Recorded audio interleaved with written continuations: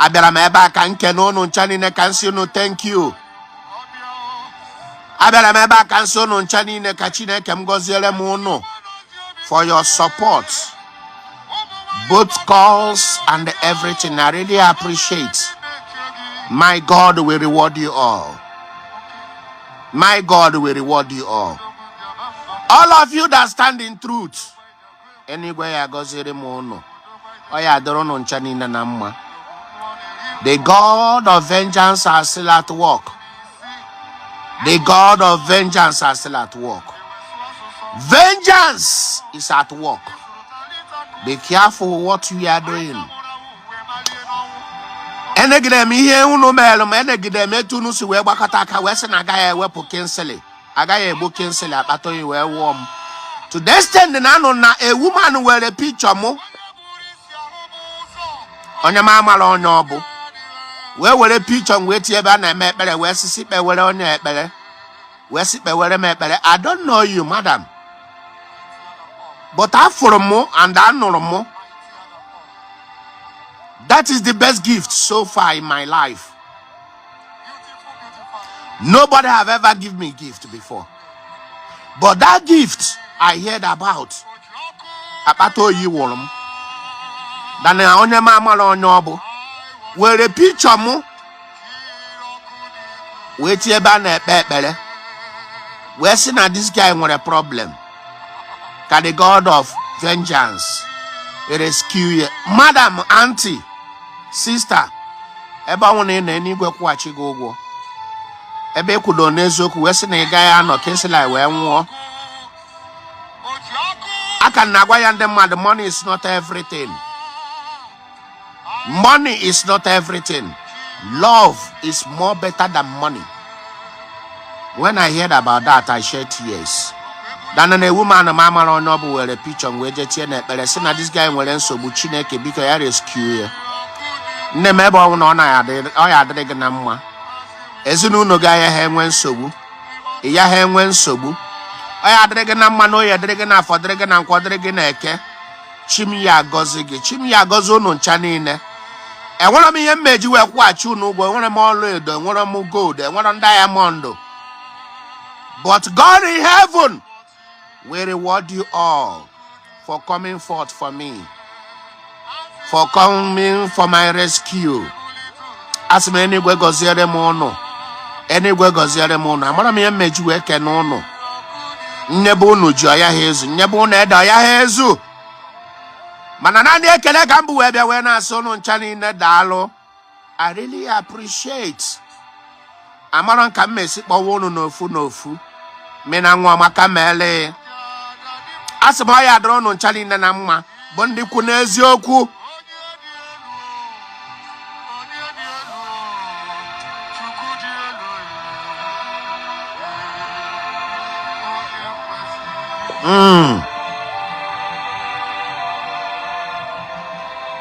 Sage onye dienu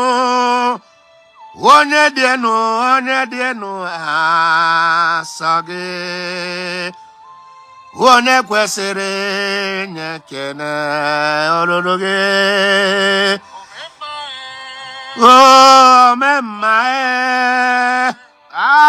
omemma gbanu ya omemma Ono bondi bu na anyị gbalụ n'ụnụ bịakwute na aga m ezeti unu eso m na ndị Chineke na zetiri ibu na anyị bụ ha arụ. And oya ezetu gị nke gị bụ onye na-awa ọchị m ebe a.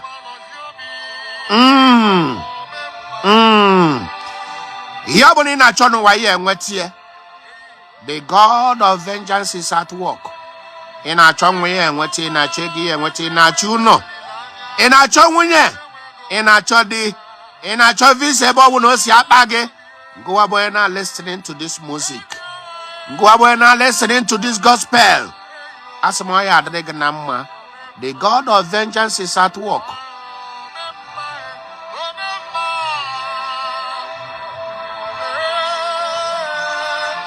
Darling Tindoka. As me Elina with a witch. Oya boy your portion and your ezinuno. Nyabo nwa wa ina ewe ichimu. Yabo nga wa ina ewe ichimu. That will be your portion.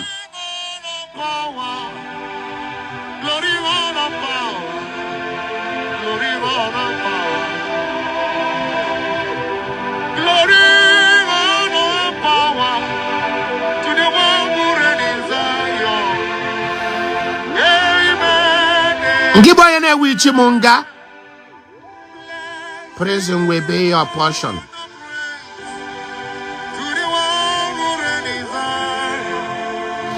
Ngowa boy na wichi monwu. Death is your portion and your family. I will not die. Nga dendo na nanke ndi dendo. Ngowa boy na wichi monwu eridi megogu. Ngowa boy na wichi monga nwere ihe ọjọọ mmere gị. Asem ihe ọjọọ emere gị kama ihe niile a. Ị na-ewe isi mgbe ihe abịakwute ezinụlọ gị.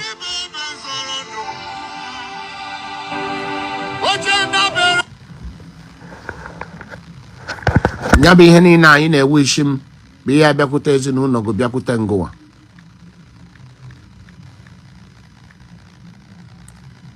Ibe gị na-eje eje ngụwa na-ana.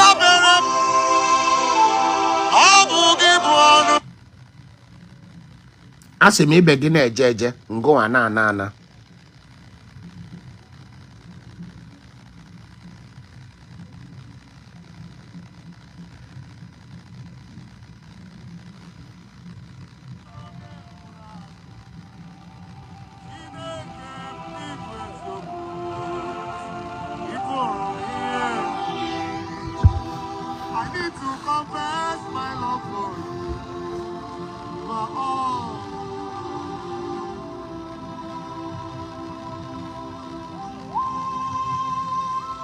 Yosis Chukwu Osaji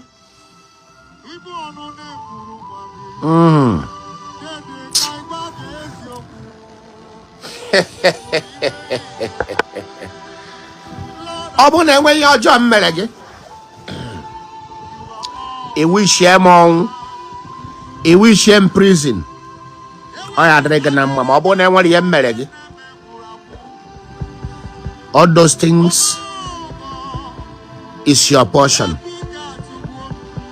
I better remember because of somebody like you. I better remember I can't ken ụmụnne. I better remember I can't ken ndị ọyị m. I better remember I can't fund ndị niile. Si na arụ ya akwụsị. I adoro no namma.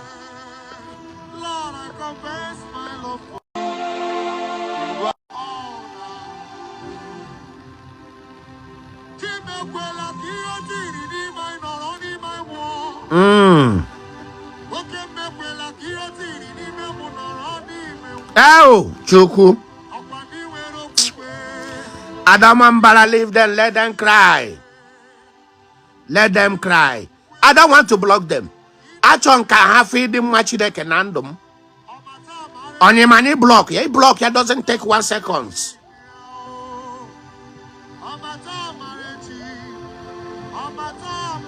So many people are worried about Kingsley. Now, for intelligent caller. Despite them, when they boy, you know, and then I draw there, say, sick they come, man, I beg on life. All of them will come. As Omaka Mekwelo on Chanine. I can never wish you people any evil. And were my most friends. They could not even call intelligent caller. Say, how far intelligent caller? But you call me your friend. Who to tell you, one na phone, how far? Kenka. As me your German on. But as in Kachideke goes your moon on Chanine. mkpụrụ ọbụla onye kụrụ ọnya ka ọ ya aghọrọ.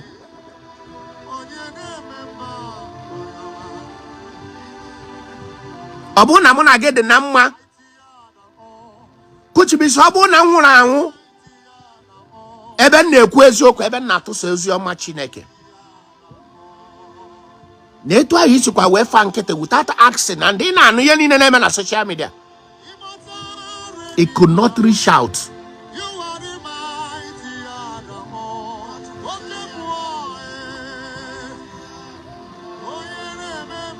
But asị nke Chineke nkusunene nke ndị agha ka ọ gọziere m unu ncha niile bụ ndị na-akwụ n'eziokwu. Eziokwu m na-ekwu.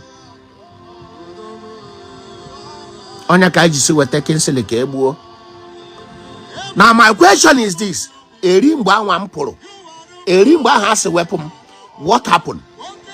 Arụ akwụsịgo ide ndị mmadụ RIP, akwụsịgo ide ndị mmadụ HIV.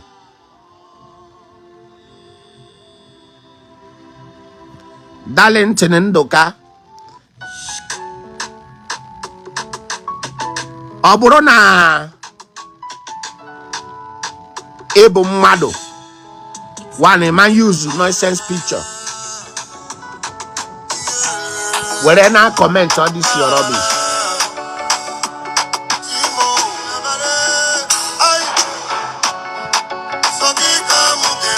Mana ihe mmaala bụ na even ngụwa na comment ya, ị mara ihe echi ya bụ, ị mara etu nke gị ya adị.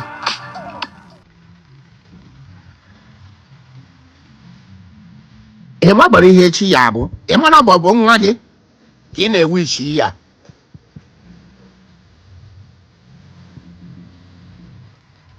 Ị mara ma ọ bụ ezinụlọ gị ka ị na-ewu ichi ya ọjọọ. Abịara m ebe a this morning na ịkọ ọnụ. Abịara m ebe a ka nsị ndị nke m na ụmụnne m that I have arrived, ka nke na-efa n'ihe ọma ha mere m na ekpere ha kpere m. Ọ ha ka m ji wee bịa ebe. Ejiro somebody like you wee bịa here and m mewụrụ dịka time awa asị m mụta mere ụnụ mma abịachi ya azụ around 7 o'clock in the evening. I will be with you people around 7 o'clock. Join me by 7 o'clock.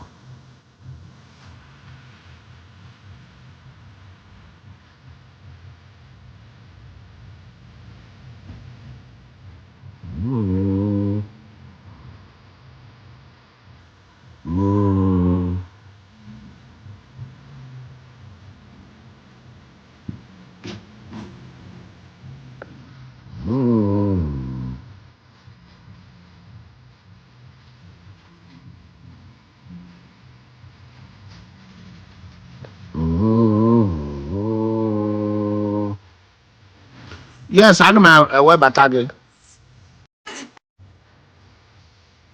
You see, Chuku, doing it with Dalo. They tell that what I web attack.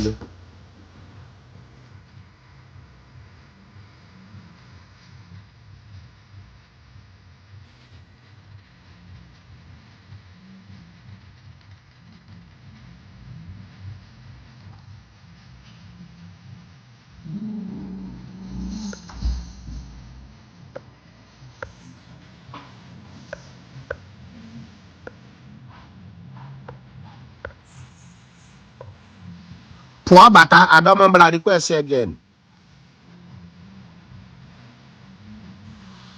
Okay, you can call in this number. Hold on.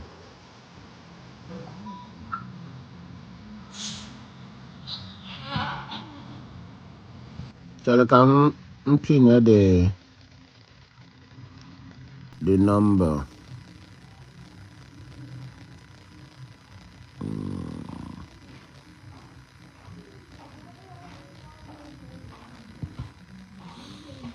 Hold on a second.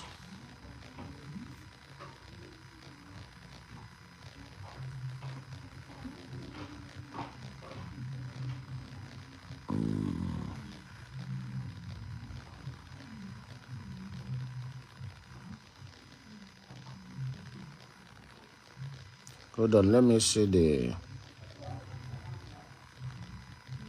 Okay. I don't remember the request. Go there again. Sorry, because. Yeah, Mina. Thank you, Edwin. Check out your number. Because the thing I call them, but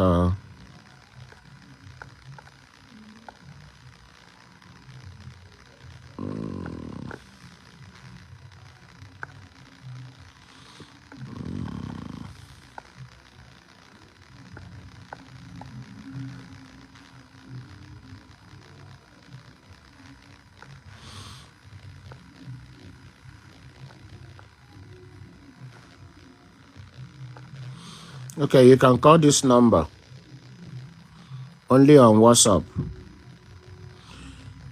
Ogbe. Dalo maka mele. You can call in for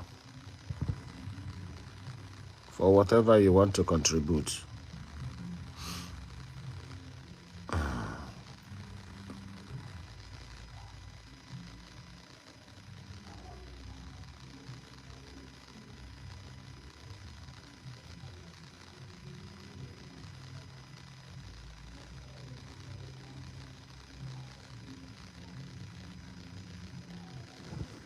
Checkers custard, the easiest way to bring my family together. Checkers. Now that's custard.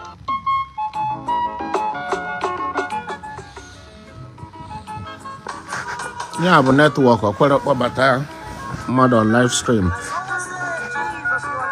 So, them.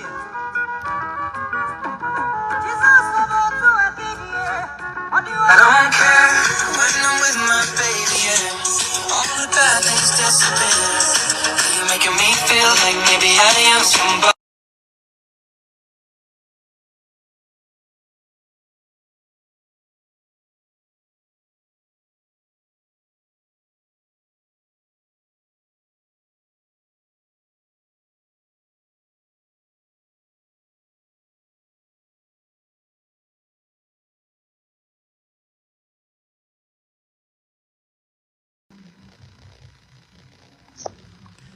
Is your one?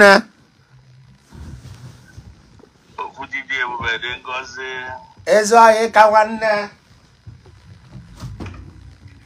Ofuji asibonidi ebube dịkwa ngozi. Ezi oyi ka nwanne ọ ya adịrị gị na mma nwanne m. Ọ ya adịrị gị na mma. Agwa m ndị mmadụ. Na-egbe agbakwanụ n'elu si egbe ka a na-enwe. Eziokwu.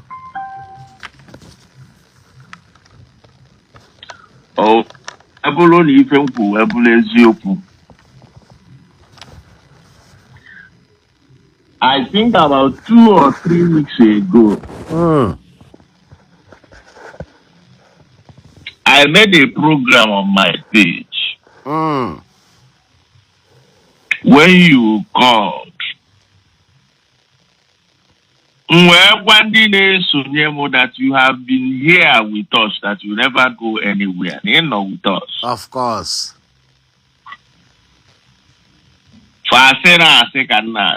Preach on.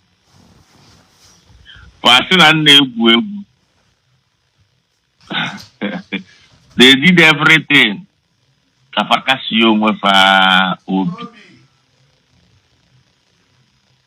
Because Farmaro, what exactly is happening?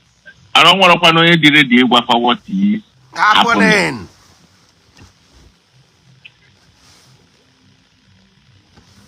Oya gozo Simba no we on a court no ya je court this that.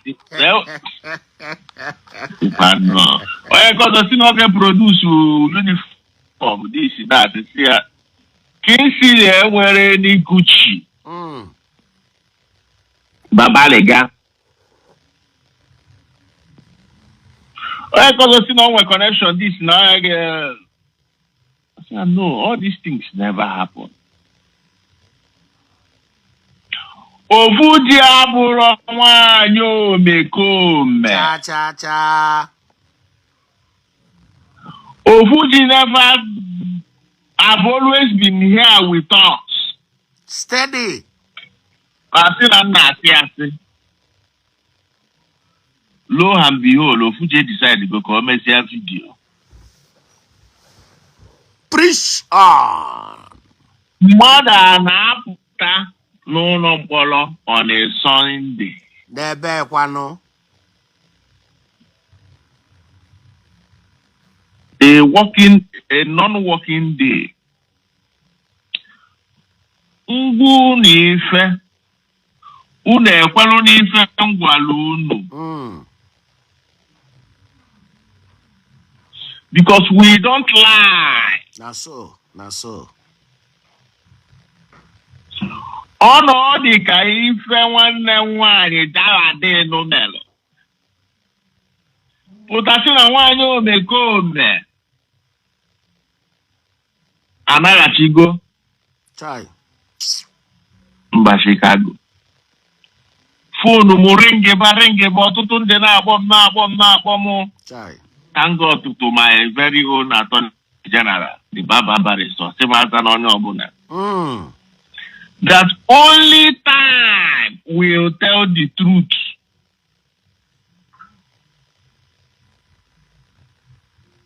What is happening today? The Queen herself selling on Nazi, or selling on Abuja, but nobody cared about that, all those nonsense. Preach on.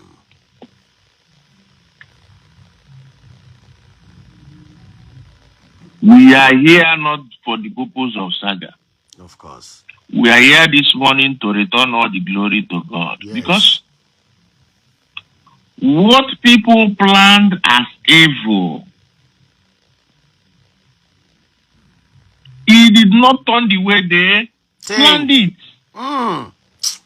Ezi oyi ka nwanne. Oyi m na-akpọzi gị ezi oyi ka nwanne ezigbo mmadụ.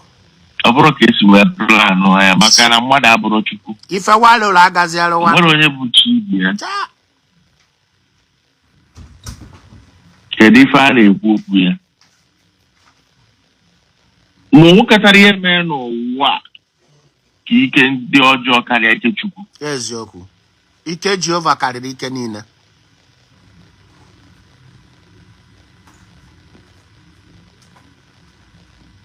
O wee bụrụ ife ide ekene,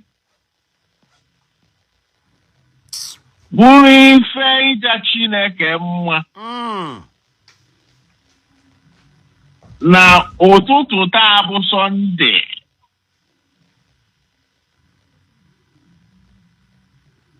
And I want to specifically thank our people. Because na ndị oyibo si na onye nwere mmadụ ka onye nwere ego. Kwuo okwu Ọ bụrụ eziokwu na mgbe ọ gwajiri ụdọlụ. Mgbe ọ dị ka Onyinanya dozi. Eje. Amanna ana. Mgbe ọ dị ka enwere enyemaka. Mgbe ọ dị ka there was never light at the end of the tunnel. Our people came through.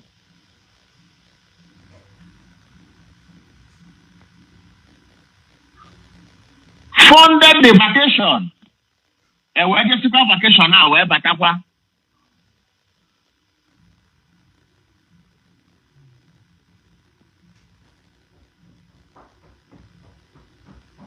Our people were very, very tremendous.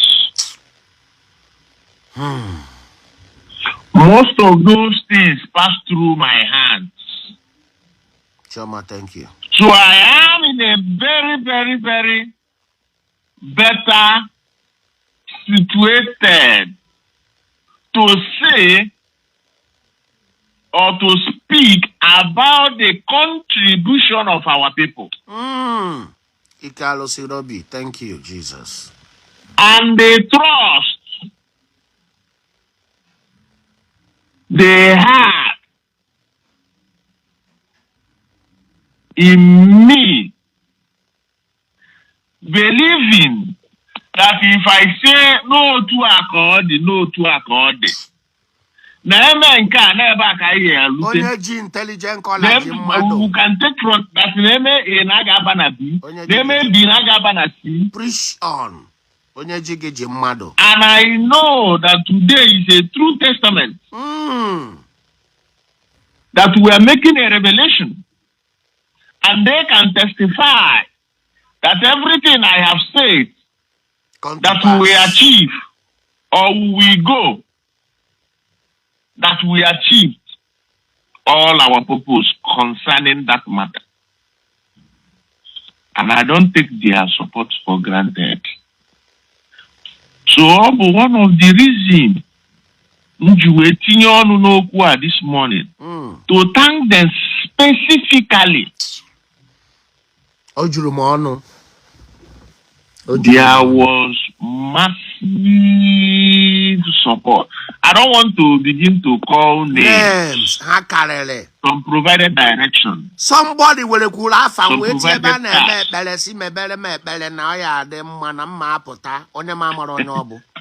when no that's that you will.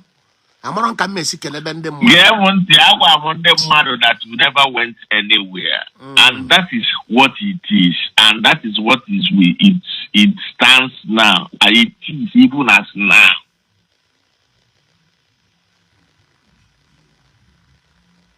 I made a country, on Facebook, I told people, only what you need is a legal aid. Is a legal matter. Our people came through. Do you know? Let me make this thing public. One of our female fans here on this Facebook, and I've seen her account. Here, comment. Sent me money. Child. He did not stop there. And sent in their company legals,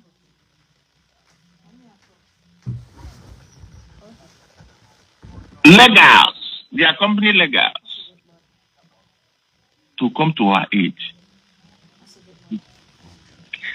Everything pro bono.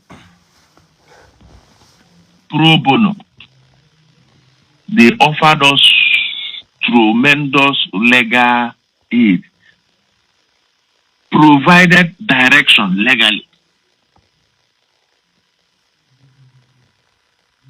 That is why Nana Wagebu onye nwelu mmadụ ka onye nwelu ego.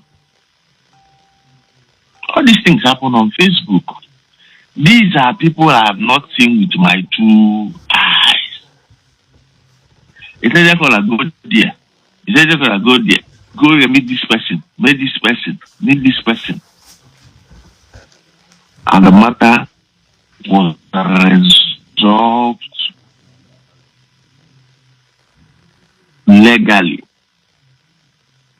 amicably. Or wherever you to work and there.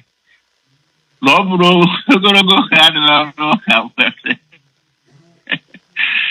will forget our people from diaspora.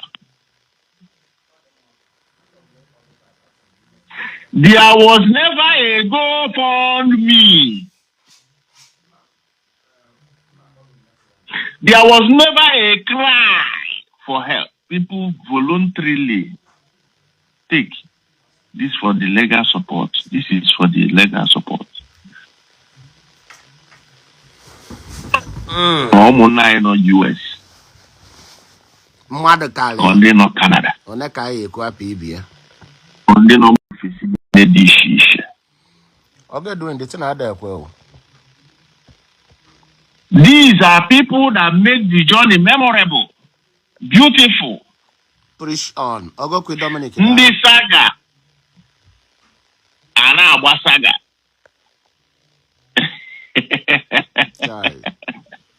But we are perfectly fine.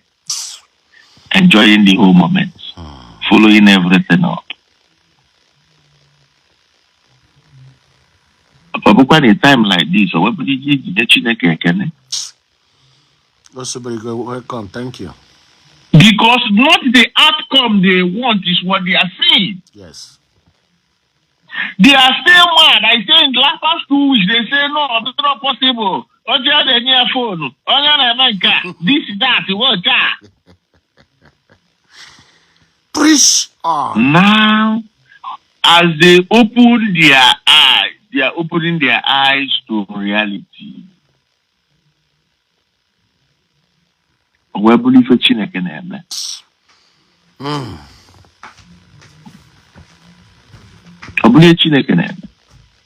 So for me, I want to thank you, Kingsley, for finding out time, coming out to appreciate our people.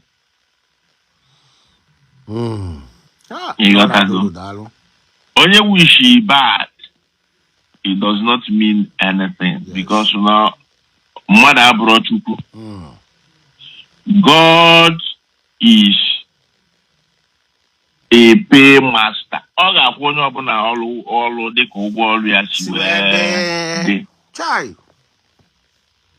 and that is why the Lord have continued to pay the queen pain in her own coin. Preach on.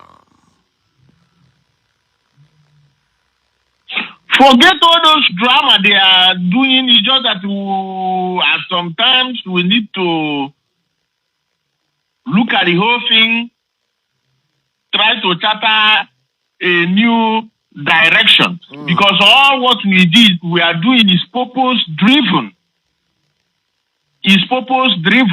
What is our purpose? What are we trying to achieve? We cannot be derailed with a 54-year-old saga goat that have never even discovered his destiny nor fulfilling his destiny. Okokboro. Preach on. Somebody that his destiny has been aborted. We can never be distracted because our eyes is on the ball. And what is the main aim? Making sure that the queen pin answer to her heinous crime. That is the purpose. Will we achieve that? Mark today's date. Mark this. Today's date. Okay, doing. Thank you. Pin it down. Save it as data analysis. That I said it will happen. The queen pain must answer to her heinous crimes. Preach on. Go and bookmark it. So shall it be. Onyamumakebo. Even I will talk extensively about PJ Fashion alleged case and the propaganda, the Queen Pay and her criminal disciples, the transborder criminal after that are peddling. Okay, that they wouldn't do here. Not their tradition now.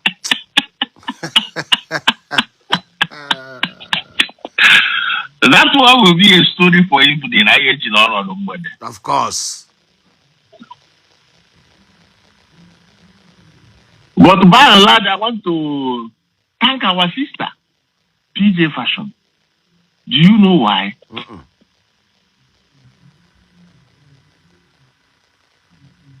Kaite is jittery, have been jittery, sending 54-year-old go to do damage control, sending one to put some coordinated attack of PJ. I But am those with things one, is but I'll not get getting it. to Don't that worry. woman's skin. The woman is still showering. The woman is still pressing. The woman is still approaching the law. TJ is a strong woman. Preach on. Showing that aspect of her. Very sad. That small things cannot distract her. They say PJ have depression. PJ have depression. Then you see her there. Onye ya na-agba ọkụ ọ na-achụ oke. How do you expect her to fight? Onye na-anụ ọgụ a na-ete makeup. Onye na-anụ ọgụ, onye gba ọka na-etinye aka na. You see a woman fighting, you are telling her to go and make her hair. Is she not fighting? That is a true testament that she is fighting. You know, there, because on the way, will he produce results? The answer is no. What produces results is the input you are making, getting to the right authorities. You ask yourself, with a lawyer. Wani Kalaba Tessie Dalo. Wani Kalaba na chosi alliances in their happy. Don't worry. It's not about alliances. It's all about putting up a defense. But it's quite unfortunate that these things is happening like this. Because I have never wished that it will pan out this way. Because my own sole purpose is ending the criminality of the wimpy. Preach on.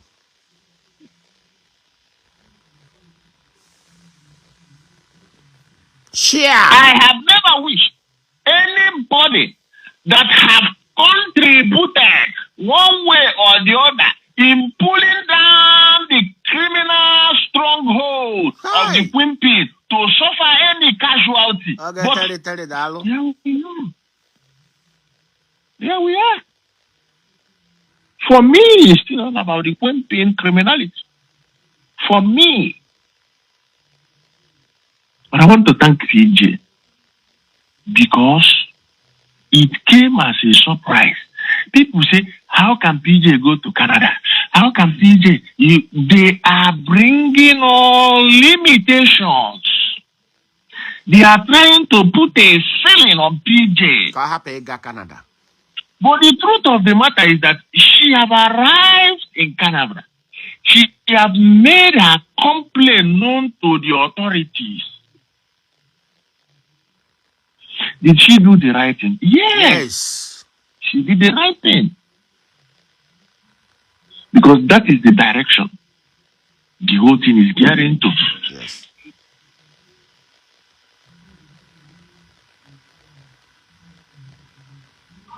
We can no longer condone. Now, money but obviously not keep put a now practice lie nonsense in a screen. Die, let's you know. Kaira must die. Kaira must die. So we now begin to applaud you. No, we can't be a party to that. The appropriate authorities must be involved. And that is what PJ have done. Bringing back succor to crying mothers. Using presence as a case study. Is she working for her? I think so.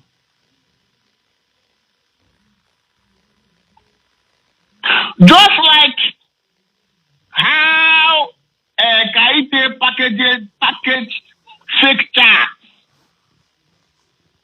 to London to prosecute Geraldine. Preach on. She is now packaging fake evidences sending and accusing people that they are the people writing woman. I look at her and I laugh because they don't know the principles of building cases. They don't know the principles of building cases. Just like the mistake the Queen Pay and after that is doing now.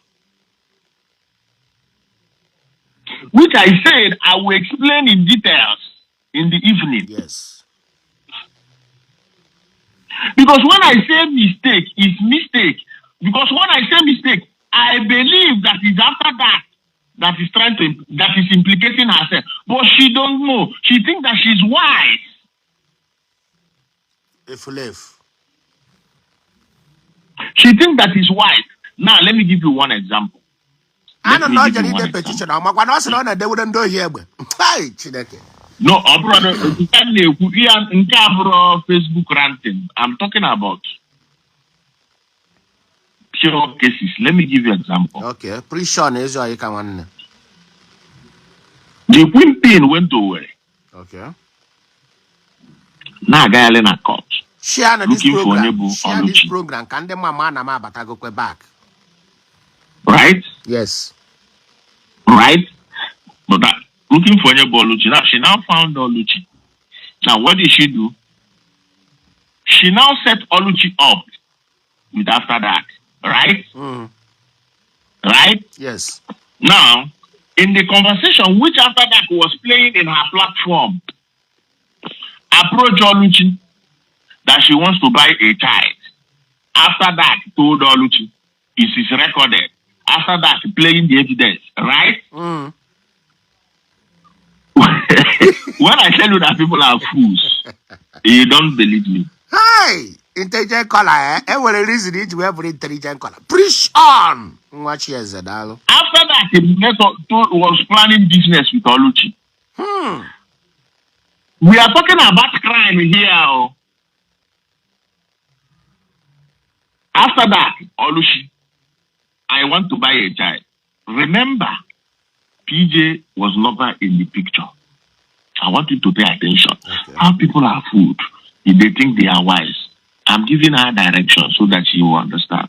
Now, when she says she wants a child, she has Oluchi. Suspect A, which is Oluchi. Where is suspect B, which is after that ran away? I want you to pay attention. You are right. After holding Oluchi for some days with state CID Owerri, are you paying attention? I am paying, sir. The law says you can't hold her forever. They have to release her. Where is suspect B? Because for them to establish that crime, both the woman bringing the child and the possessor, which are the two suspects, must be apprehended.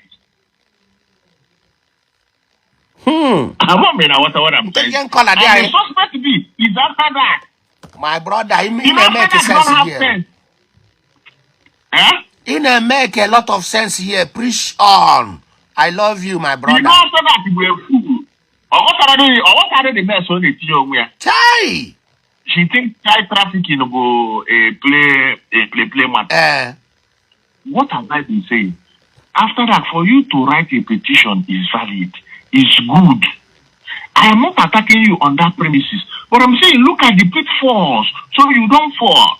Because a transborder criminal like you, there's all this while. You can't afford to come out. Let another person take that road. That is what I am saying. And the woman that have an outstanding case cannot put herself involved. Because she has not finished her case. So that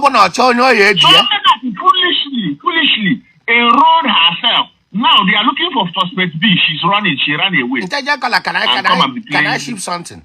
Okay, man, no, okay, use mgbe jere na be Sharon and Damu Ifeke or met your boss on can we debe kwani another one again because of 100,000 and yeah. But now I'm already the implication or the legal implication of what she's getting herself to. Chai, why always using that woman? Now, after that, but that is stupidity. She's walking in a tightrope. Suspect now, after they released the woman, they went and conspired again and arrest the woman in Abuja. Now, after holding the woman and further investigation, because you cannot jail the woman on the premises of what she said. Because if you want to jail that woman on what that conversation she had with after that about buying and selling, you must produce after that. Of course. But because it takes two to tango. Why So even that I will explain after this, that, aspect get of the away. law very well. Maybe consult my legal luminary. After that, you tell when you are born, man, you are when you are. What can you hear? You never understand. Jamwa di jinu anu tere. Ba mu neze.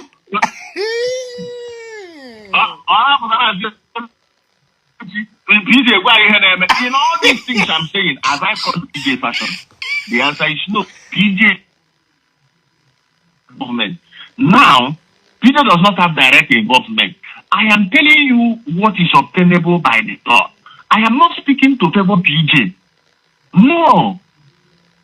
I'm telling you what is obtained by the law. We are talking about Oluchi and after that. PJ is a school there. What do you have to do about PJ here? Now, what I observe. Now, if Oluchi, now to tell you that everything I say, they arrested Oluchi in Owerri and released her.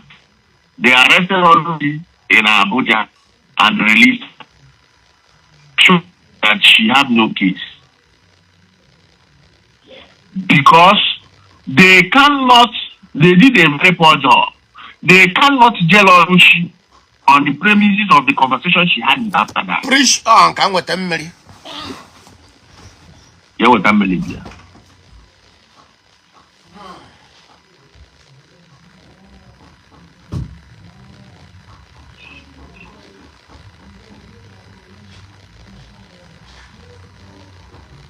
No.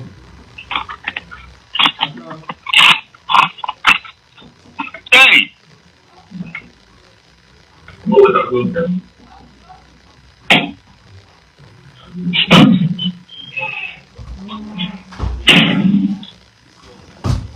Okay, I'm back.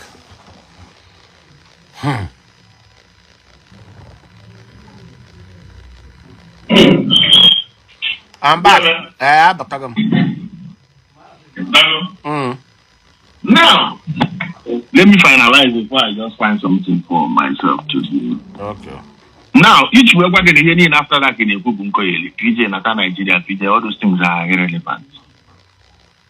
If Oluchi have a link, or they found, because all this why they hold Oluchi is to enable them to do investigation. Now, at it mean they have substantive evidence. Onye nwana ha si na na achọtarụ ka o kuru nwa ya ka ha na-akpụgharịkwa n'enu nwa ya ọ bụ.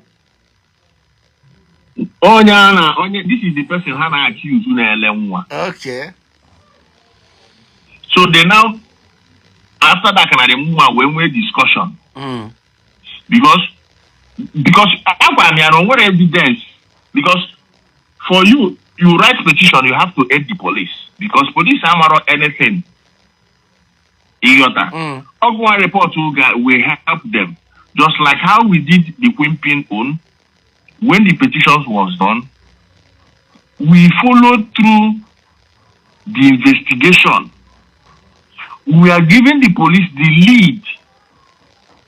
And everything was found. They got all the evidence. That was why they were able to charge the case to court. You understand? Now, what you have to know now is that didn't they find anything incriminating? What the police or the agency that is in charge will do is to charge the matter to court. where? To To court. court. Because the constitution of Nigeria is very simple. You are innocent in the eyes of the law. You never committed any crime. So now so for a fact that I've never charged the matter to court and the woman is released, what it simply means is that they did not find substantive evidence to charge the woman to court.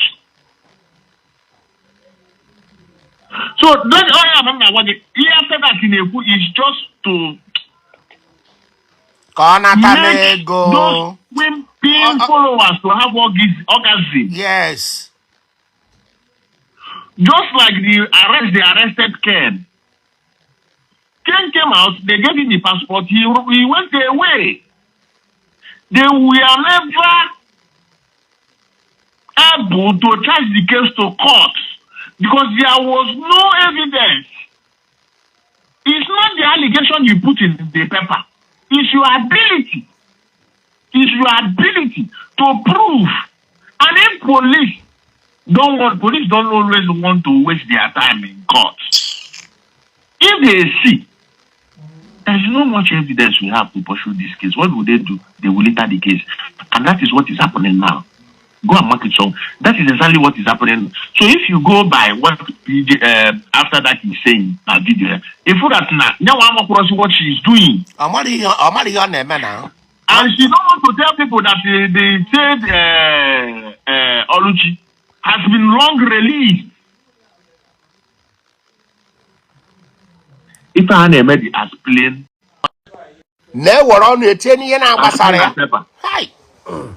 just like the way the Queen Pin is deceiving the public. But only now she still have a date in the court. Even when Geraldine came to a lie, that's not ago. But Geraldine forgot that one of the big conditions is that she will keep her passport in the court, in the custody of the court. Oh, that's a local foul. One of the conditions. Local foul. So you will not ask yourself, who gave her the passport? On some program, when I will go back to Chicago, if my comment, when will that? This specific date? Because as at now, even me don't even know the date when the court will decide. Okay. Because it's not in my low battery capacity. Say, this is when she will collect this. Because I know it takes the pronouncement of the court for her to get that. Of course. Unless any form of fear, presidential fear, presidential directive from the president to say, to the court to give her. But I know we are talking about a Queen, a criminal, which is not possible. So I can wonder when these charlatans, lunatics, local foul, a transborder criminal making low battery, please charge, selling legal matter, the procedure is called. It can never change. You put one or two together, and you will know that the transborder criminal is always talking lies. These are the came out of Nigeria. The law agency don't wait for anybody. Okay. They don't wait. They have the measures to make the person to come back. If he don't want to answer to his crime, alleged crime, because the law will declare the person wanted. Of course. It has happened. It happened in the Queen Pin case when the Queen Pin refused to come back. The same way they announced the transborder criminal after that wanted on another when she ran away, the Ghana authority. Yes, these are standard practices all over the world. When criminals are on the run, when fugitives are on the run, Can I tell you something? Do you remember before Ogechi Yeah, Okeke Njaka, Emenyare Semere na Abuja, na the same local fowl, your sister, her name now is a local fowl. The same that local fowl in England, and the same after Toto, pronounced that Ogechi Okeke Njaka is in Chicago. At the end of the day, Ogechi was apprehended here in Abuja. And they have already started the sentence. What does that mean? They are mocking the Queen Pin. The Queen Pin thinking that they are with her. They are only mocking her. They know that she's not going anywhere. Preach on, my dear brother. Victor, let's leave the best for night. I want to thank everybody and thank everybody that have helped improving the situation. As in Chineke, you know, my sincere, I'm very, very grateful.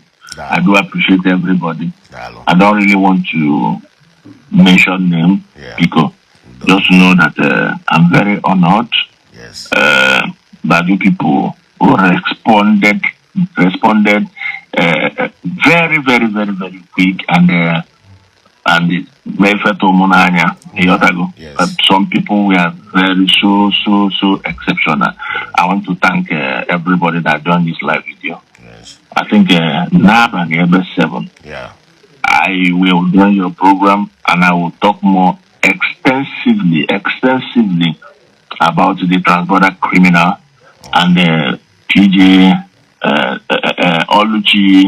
Oluchi case that she's projecting and building some lies and false hope to people for them to be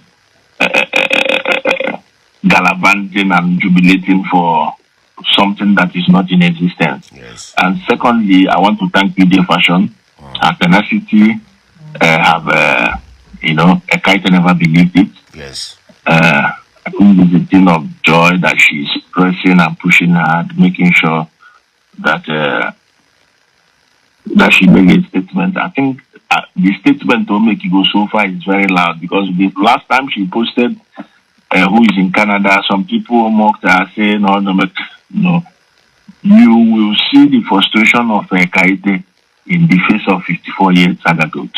Now, why do I say that? Anytime you see 54 years saga goat on screen, he feel the feelings inside him, he feel the pain, that he can no longer bear the pain. He always used to be drunk. If you feel not the drunk, not the heavily intoxicated, because he cannot make a video if he's not in that state. That one is gone. So technically, if you go now, could get out. Of course. So I thank everybody. This is not time for. It's time for strategy. Yes. I can hear. Not know who I'm going on. Of course. But it's just a style and a strategy. So I want to thank all of you. Thank your fan. Kingsley, you are doing well. Thank you very much. You look very strong. You look very healthy. So I think I can have a chance on also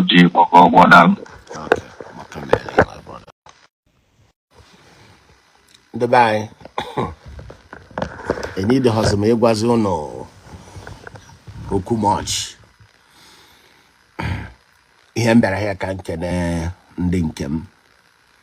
Kene kwano my own dear brother. Ya wezi oyi ka nwanne oya na akpozie. So in the evening I am coming back. Local fowl. You that is in UK. I will teach you the language you will understand. And that's your madness that refuse to cure. I will cure you. That's your madness. Then 54-year-old saga goat. You see how they are knocked you out. Now you are a drunkard. And I wasn't in Vietnam. And I was also here. A quap was known as an aquap. I am coming back in the evening, my people. I am here this morning to thank you all. Can you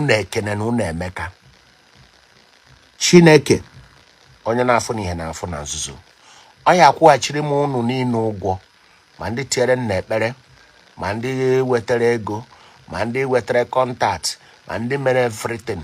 Asị Chineke onye na-afụ n'ihe na-afụ na nzuzo ya rewardịrị m unu ncha niile. Aga m anwe ike ịkpọwa afa n'ofu afa karị. Onye ka mma kpọrọ PBA. Asị Chineke onye na-agọzi mmadụ, ọ ya agọziri m unu ncha niile ebi. Ebe niile nsi wee weta ego, ebe niile nsi wee weta kọntaktị, ebe niile nsi wee sọpọtụọ. Chineke ya kwụghachi unu ụgwọ mmaji kwuru mmaji. Obinigwe ya gọziri m unu, gọziere m ezinụlọ unu, gọziere m biznes unu. Wepụ ihe akwa, wepụ ihe iri uju na ndụ unu, tie unu ihe obi ụtọ na ihe amụ. Etu a m kwuru ya, etu a ka ọ dị. Coming to my own dear brother, intelligent caller, izu anyị ka nwanne. Amara m ihe mmeji wee kene gị, mana Chineke onye na-afụ n'ihe na-afụ na nzuzo ya gọziri gị. Ọ ya reward gị immensely. Your pocket will never dry. Ị na-akwụ n'eziokwu. You have been there all through, going and coming back to make sure that Nana Kingsley did not die, that Kingsley did not put in shame. Intelligent caller, ya adịrị gị na mma, dịrị ezinụlọ gị na mma. Asị m ọchọ nke ọ ya eme gị, asị m ọdachi ya ekwene ya. Ọ ya adịrị gị na mma na oye dịrị gị na afọ dịrị gị na nkwọ. Ọ ya adịrị gị na mma. Ọ ya adịrị gị na mma. Ezu anyị ka nwanne. Amụọ m ihe mmeji kenebe gị nrote anya mmiri ya na-agba m. You stand and stand firm that Kingsley will never shed tears. You are in trouble, you are there. In every situation, you are there. I had regular man, my brother. Dalon can tell you until in the evening, I will teach some people the language that we understand. You see this local fowl in UK, that Geraldine, I will make you mad like you never expected. You, who could be idiot, who could be in Vietnam, this time around is not cho. They play the show.